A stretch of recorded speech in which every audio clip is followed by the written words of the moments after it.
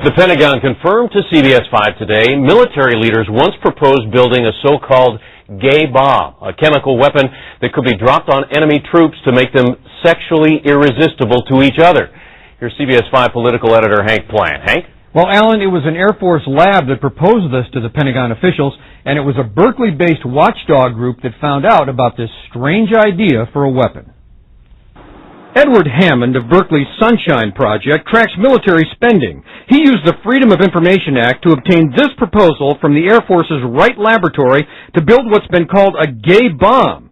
The weapons proposal says one distasteful but completely non-lethal example would be strong aphrodisiacs, especially if the chemical also caused homosexual behavior. The Ohio Air Force Lab proposed that a bomb be developed that contained a chemical that would cause enemy soldiers to become gay and to have their units break down because all of the soldiers became irresistibly attractive to one another. The Air Force lab asked for $7.5 million to develop such a bomb. The notion was that a chemical that would probably normally be present in the human body in low quantities could be identified, and by virtue of either breathing or having their skin exposed to this chemical, the notion was that soldiers would become gay. The Pentagon confirms that such a proposal was made, but rejected as part of the military search for non-lethal weapons.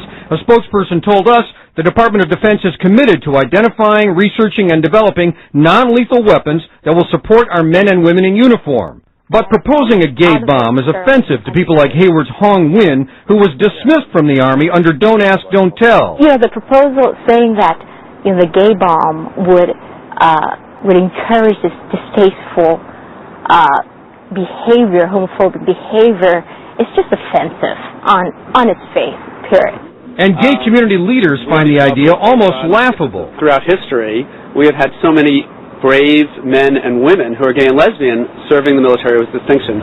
So it's just offensive that they think that by turning people gay, that would somehow make the other militaries incapable of doing their job.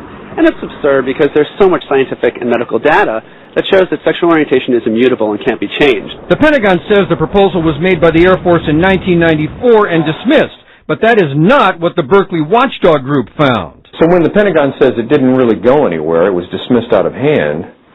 That's not correct. The truth of the matter is that it would never have come to my attention if it had been dismissed at the time that it was proposed. In fact, the Pentagon has used it repeatedly subsequently in efforts to promote non-lethal weapons, and in fact they submitted it to the highest scientific review body in the country for them to consider. This gay bomb. That's correct. For the record, the military says it is not working on a gay bomb right now.